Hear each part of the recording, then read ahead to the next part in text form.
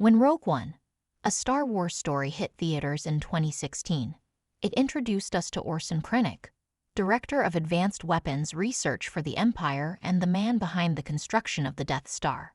Played with icy arrogance by Ben Mendelsohn, Krennic was set up as a formidable antagonist, ambitious, cunning, and dangerously eager to impress Emperor Palpatine.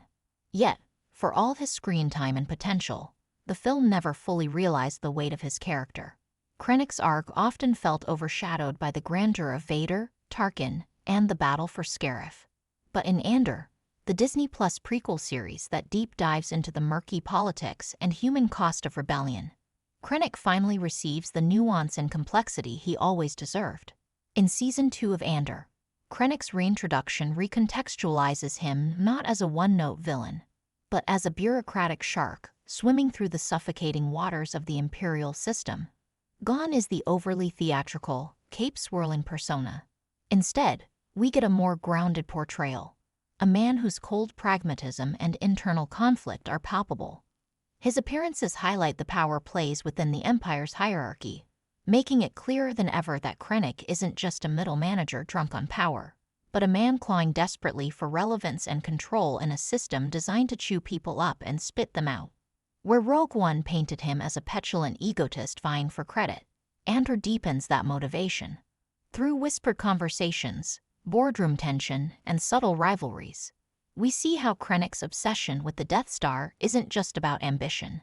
It's about survival. The show explores how he's constantly outflanked by more politically adept figures like Tarkin, and how he's quietly aware of the precariousness of his position. It's in these moments that Andor grants Krennic the interiority that Rogue One hinted at but never fully explored.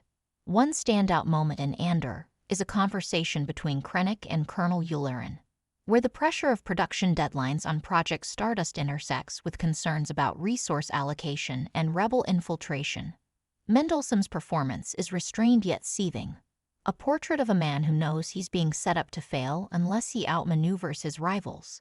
This scene does more to illuminate the internal rot of the Empire than any superlaser test ever could. More importantly, Andor makes Krennic feel dangerous in a new way. Not because of his power, but because of his desperation.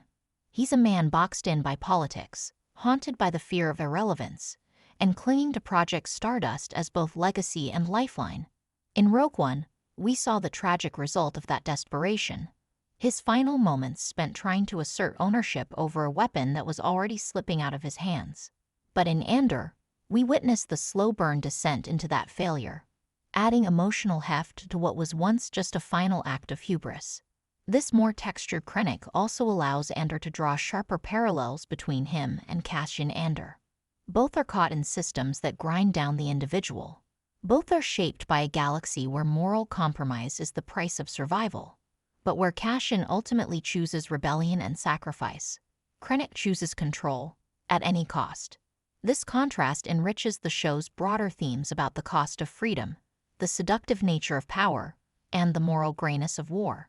By giving Krennic space to breathe and complexity to explore, Andor not only rehabilitates a character who was shortchanged in the film, but also elevates the entire narrative tapestry of the Star Wars prequel era. This is the kind of nuanced political storytelling that fans of Rogue One have long craved.